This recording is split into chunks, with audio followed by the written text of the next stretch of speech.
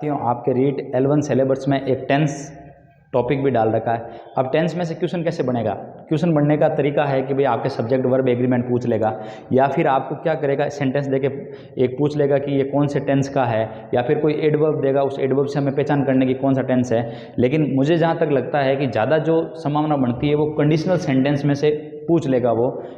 अब conditional sentence आएगा कैसे एग्जाम में? एग्जाम में क्या होगा कि आपके एक सेंटेंस देके एक जगह एक साइड में आपको फिलिंग इन द ब्लैंक्स दिया हुआ होगा, और उन 4 ऑप्शन में जो बेस्ट ऑप्शन उनके लिए सूटेबल है वो आपको वहाँ पर फिल करना है। तो देखिए कंडीशनल सेंटेंस में हमें केवल 3 फॉर्मूले ध्यान रखने हैं और हमारा ये कंडीशनल सेंटेंसेस क्लियर हो जाएगा। 3 फॉर्मूले और तीनों के मैंने एग्जाम्पल बना रखे हैं। जैसे अगर कंडीशनल क्या होते हैं, शर्त वाले वाक्य होते हैं कि एक तरफ एक पार्ट की तरफ आपको शर्त रखी होती है और दूसरी तरफ में उस शर्त को बारे में कहा जाता है। जैसे कैसे मैंने कहा, अगर सेंटेंस आपका इफ के साथ में प्रेजेंट सिंपल टेंस से शुरू हो रहा है तो दूसरी तरफ आपको फिलिंग इन द ब्लैंक्स दी हुई हो तो वहाँ पर आपको फ्यूचर सिंपल टेंस भरना है। मेरी बात समझ गए होंगे आप। If plus present simple tense हो तो वहाँ पर कंडीशनल में दूसरी तरफ फ्यूचर सिंपल टेंस भरना है, या फिर आपको इफ शुरू में करके यहाँ पर फिलिंग इन द ब्लैंक्स दे दे और दूसरे सेंटेंस में फ्यूचर सिंपल टेंस दे दे तो वहाँ पर आपको प्रेजेंट सिंपल टेंस भरना है। पहला तो हमारा ये हो गया कंडीशनल सेंटेंसेस का फॉर्मूला।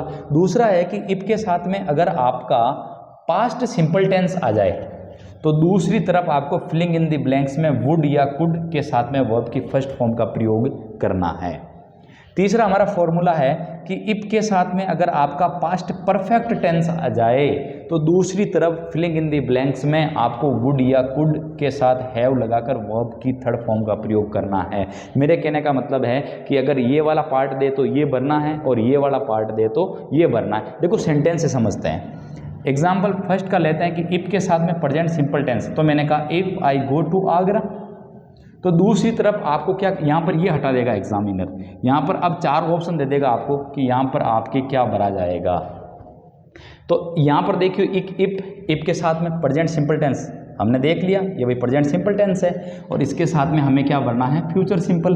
तो फ्यूचर सिंपल देखते हैं कि आई के साथ में क्या लगा सकते हैं, सेल का प्रयोग करो या विल का प्रयोग करो, तो हमने भर दिया है I will see the Taj Mahal. अब मॉडर्न इंग्लिश में हम आई और वी के साथ में विल का भी प्रयोग कर सकते हैं। पहले जब हम 10th में पढ़ते थे तो ये कहते हैं कि भाई आई और वी के साथ में सेल का प्रयोग होगा और बाकी जो भी प्रोनाउन है उनके साथ में विल का प्रयोग होगा, लेकिन आप बेशक आई और वी के साथ में विल का भी प्रयोग ले सकते हो। तो देखिए प्रेजेंट सिंपल के साथ में फ्यूचर सिंपल आ गया। अब दूसरा इफ के साथ में पास्ट सिंपल है, तो देखिए if I went to Agra, तो आपको वुड या कुड वर्ब की फर्स्ट फॉर्म तो हमने भर दिया I would see the Taj Mahal. तीसरा है if plus past perfect tense है, तो देखिए if I had gone to Agra, तो दूसरी तरफ आपको वुड कुड प्लस हैव और वी थर्ड भरनी है। तो if I had gone to Agra I would have seen the Taj Mahal. मेरे कहने का मतलब है कि एग्जामिनर क्या करेगा, या तो आपको मान लो यहाँ से हैड गॉन हटा देगा, यानी हैड और वी थर्ड हटा देगा और ऐसा सेंटेंस दे देगा और पूछेगा कि यहाँ पर फिलिंग इन द ब्लैंक्स ये आपको पूरा भरना है। तो चारों ऑप्शन आप इजीली कर लोगे। बस शर्त यह है कि कंडीशनल सेंटेंस के ये तीनों फॉर्मूले याद होने चाहिए कि कौन सा किस में कन्वर्ट होगा। जय हिंद।